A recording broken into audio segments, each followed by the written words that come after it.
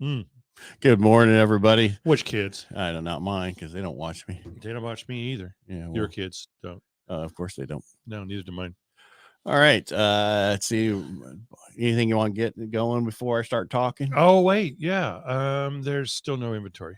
Okay, I'm done. No inventory still, huh? I Yeah. spoke to a young guy yesterday, and he was telling me that he's been watching YouTube and somebody out of Sacramento. And I'm like, okay, well, I got to cut up our stuff more because that guy's saying that there is going to be a bubble coming, a slowdown. A bubble of what? A homes, a home bubble. And I'm like, okay, well, how old's this guy? Because it doesn't sound like he knows what's really going on because we don't have the inventory. And I was on the phone with this kid for like 45 minutes. I call him a kid because he's younger than me. And by the end, he's like ready to move forward and it just tells me there's wrong information still out there and people don't really understand what's going on in our industry. Right. Well, and the one thing I don't understand is where are they getting that information to be able to be spouting it? Are they making it up in their head? Well, look at Diana Olick. Look at Diana Olick on CNBC. She's been negative on the housing market for the past 10 years. Yeah, but that's a political thing. I'm just letting you finish. That's it. Just that's a political thing. Thing. That's all I'm saying. But she's always been negative on the real estate on the CNBC. And it's like, okay, real estate's important. That's how you build your wealth. 90% of the existing millionaires years ago is how they created their wealth. Right. Today, there's been a lot of kids, younger people who build their wealth through, buying houses, doing stuff in, what's that called? Where they buy a partial amount of pieces of properties. Syndications? Thank you. That's the word I was looking for. Yep. There's a lot of stuff going on now that hadn't been going on before. The only syndicates we ever heard of was the negative ones, right? The mob. And other things like that. And that was usually around garbage.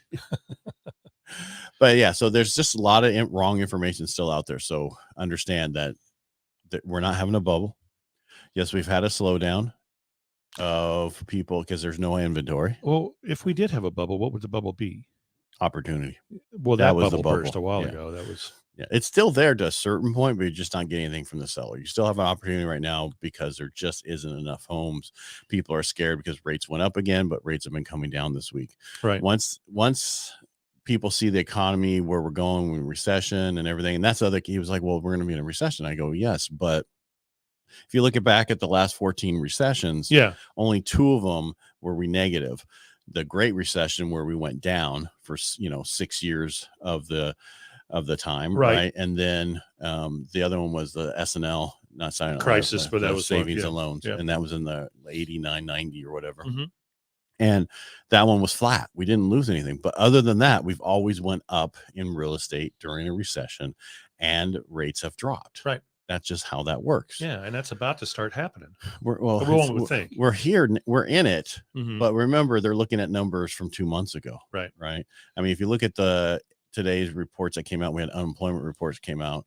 The ADP came out, I think, yesterday, and it showed that there was 278,000 jobs created in May, which exceeded the expectations of thinking only 180,000 jobs. Mm-hmm. Well, the previous month's figure was a little bit lower also, but the thing that they're seeing is the part that was doing so well for so long, leisure and hospitality, is starting to slow, and construction jobs picked up. So the one part, the leisure and hospitality, that led everything, is if it's slowing, then they're seeing that we're not really going up. We're starting to go down with the jobs. Yeah. And the person I was talking to yesterday, he said, I'm not really worried about my job. I said, well, the fact that you're saying it is you're worried about your job at one point. Right. And he's like, well, in the tech sector, they've laid off. I'm like, yes, but I've seen them slow that laying off. Right. They hired so many people during COVID to get stuff done. They don't necessarily need them anymore. Yeah. Yeah, exactly. So there's a couple of ways to look at that. One is it isn't because of the recession that they're laying people off. They were just over encumbered with peoples. All right. And couldn't get people to do work, so they had to hire more of them. Yeah. Annual pay for job stayers, that's somebody that stays in a job, only goes up by 6.5% year over year, which is down from 6.7%, which is really nothing big. Right. But job changers, this is what I always tell people: if you're not making enough right now with your current job, go get a different job, because you'll usually be 15%. Well, they're saying it's 12.1%, down from 13.2. So basically, you get a bigger pay raise by moving to a different company. Right. So maybe your company right now, if you heard that, give them a 10% raise. And or let them go. Right. Yeah. Depends. Initial jobless claims rose by 2,000, which is 232,000, while the 4 moving average remained around 230,000. So that showed that, it's getting, there's more people coming on. Continued claims increased by 6,000. That's people staying on. But it's weird because now you can't stay on forever, right? You're on it for a period of time and then kicked off, where before you could be on it forever. Right. But think about it, we've got 1.7, almost 1.8 million people on unemployment, and we have 9 or 10 million jobs. Get off unemployment and go get a job. Yeah, but unemployment's easy. Right. Right. Jobs report is disappointed, right? That whole report. That's why there's wage pressures and rise in unemployment rate from 3.4 to 3.5. Doesn't sound like much, but it's going up, which is what the Fed needs to see in order for them to stop hiking rates and doing everything they're doing. Yeah. And a couple of the Fed chair people think, I just have it here real quick. Fed Governor Jefferson and Philly Fed President Harker both indicated their preference for skipping a rate hike at the next Fed meeting, which is coming up. Right. I don't think it really matters one way or another. If they do one more, then they're really pushing us over the edge. If they don't, then I think we're just still going to go over the edge. So what you're saying is we're going to go over the edge. Yeah. That will say half a dozen or another, whatever. It doesn't matter. 6 to 1, half a dozen of another. Right. It's the same thing. That's one of my favorite sayings of all time. Because the first time I ever heard it, I think I was 5, and I thought, what the hell does that's the dumbest thing ever. I had to do math. Right. Yeah. But just do the multiplication and division first, then add and subtract. Yeah. That's real math. Yeah. All right. Well, just people don't remember which goes first. If that's. Anyway, that's really all I wanted to go over myself today about the numbers. But again, reiterate, this is not a time to run away from housing. It's a time to buy. Well, we're absolutely right. We've been touting this for a long time, and we're going to continue to tout this. And I'm going to say there's going to be a lot of open houses this weekend. So if you're out there, go visit some open houses. Make a realtor happy. Maybe we can have it be Make a Realtor Happy weekend, because a lot of times they don't get any visitors. And these few days, they get quite a few visitors. So, and then come on, get off the fence. If you're serious about buying a home, get off the fence and start and do it now. It's just going to be the best. Serious about it. Well, should I get? Then you continue to rent. Get serious about it. Yeah. Read Ed's book. Leave a review. You can go to getedsbook.com. You'll have the confidence and the knowledge to be able to purchase and not feel like it's an insurmountable issue. Saying leaving a review. Do you feel like a hypocrite? Yeah, I do. Yeah, I do. But I'm fixing to. I'm like from Texas. I'm fixing to plow. I'm fixing to leave a review. Yeah, that's good.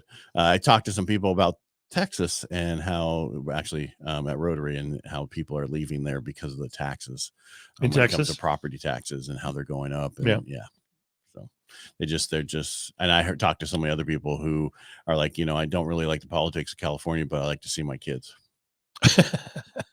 Exactly. I like that more. Well, and I talked to a couple of Rotarians this morning that are so ready to leave California. They're tired of the politics. It's funny because one's probably an attorney. Who's already out of California. Essentially. Yeah.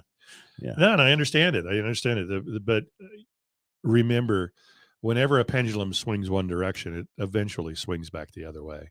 So we got a lot of work ahead of us. Right. Yeah, it's like a boomerang. It always comes back and hits you. Yeah. You're not watching. Yeah. Did you hear about the guy that brought it up? There was a guy who successfully sued himself. He hit himself in the head with his own boomerang, caused an issue, stitches, all kinds of hospital bills, successfully sued himself and won, which forced his insurance company to pay his claims. I thought, every day you think you've heard it all. Well, it's like you were talking about today about people crossing the roads, and they have the right of way no matter where they cross. If you hit them, you're in trouble. Well, yeah, and you have to pay for it. And that's exactly what it was all about. It's they were tired of the state picking up the bill for the uninsured walker and getting hit by a car. Like when we talked with Nick Bavaro, he had an issue where someone walked out in front of him and he narrowly missed them. The Freedom to Walk Act allows those people. Now they say reasonably safe to cross the road. Who determines what's reasonably safe? Well, you would think that doing it across when it's a green light would not be reasonably safe. Yeah, crossing against your red. Yeah. Or with your red, in the middle of traffic, not looking, and just walk out there like the guy yesterday almost hit on coffee. Yeah, because the other day morning something happened the same way. The person's walking across there, and I have the green light, and they're like looking at me. What are you doing? It's like, it's my right of way. And so you think, why was this passed? Why was this passed? Why is this even coming up? You know, these people are going to get killed, or they're going to get hurt badly. It comes to get them off the state paying for their medical bills and your insurance paying for their medical bills. Yeah. My belief. Sad day yesterday. Ted Lasso's over the show. Over. Have you ever seen Ted Lasso? Yeah, it's over. Actually, it's a season finale. It was supposedly the third year. It was the end. This is their third season? Yeah. Oh, that sucks. Yeah. And maybe they can have a spinoff or something. Oh, they need to do something. It was a really good show. It was a really good show. Yeah. So last night was the last show. No spoiler alert. So I haven't seen it yet, Chuck. Yeah. So I'm going to watch. I thought I'd watch it tonight. No spoiler alert. I love me some Chuck. I just said it's the last show. That's not a spoiler. Yeah. So, that's a great show. It is a great show. Yeah, and it was weird because usually I can watch it the day before it comes up on Apple TV. Like you can watch it like 8 o'clock at night or whatever the next day. That one you had to wait till today. Yeah, till yesterday. Yeah, which was today. Yeah, yesterday. In yesterday world. Oh wait, do I sound like Kamala Harris? No, because you haven't said a full word salad yet. You only said yesterday once or twice. Yesterday used to be today, and tomorrow will be today. Tomorrow. Did you heard that right? No, I can't. No, you gotta look it up. Move on. It's all right. Like how? Anyway, that's all I got. All right, everybody, stop waiting. If you're agents, buckle down. It's we'll get through this. We've been through this before. If you don't like the way it is, don't worry, it's going to change. Yeah, if you're agents, I got an idea. Call all your past buyers that didn't make it in 21 and 22, and I would just call past clients. Oh, that's what I'm saying. No, just in general. Oh yeah. No, that's work. Yeah, that's exactly what you need to do. Yeah, get back to working. Call people. Call everybody. Call your past clients. Call people that didn't go forward on. What if they don't answer? Leave a message. Oh, but if you leave a message, say your phone number twice. And slowly. Commercial. Yes. Commercial. Yeah. No, but if you're going to leave a message, they say leave your phone number in the first few seconds, so that way they don't have to listen to the whole message again to get your phone number. Yeah. Yep. But reach out.